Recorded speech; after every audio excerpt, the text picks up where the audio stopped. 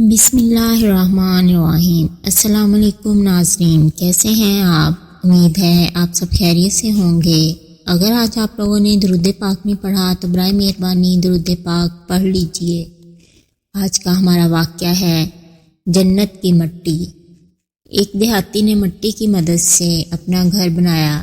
گھر میں اس نے ایک چھوٹی سی 7 مسلوں کی مسجد بھی بنائی، کیونکہ اس کے 7 بیٹے تھے۔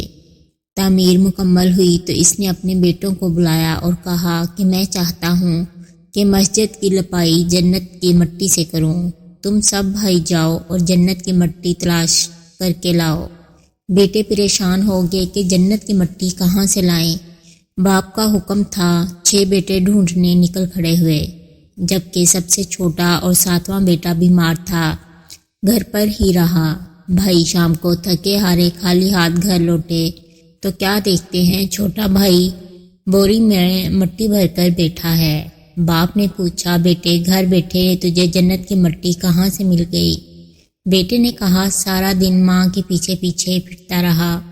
جہاں جہاں وہ قدم رکھتی تھی وہاں سے سارا دن میں ماں کے پیچھے سے مٹی اٹھا اٹھا کر جمع کرتا رہا۔ یہ وہی مٹی ہے۔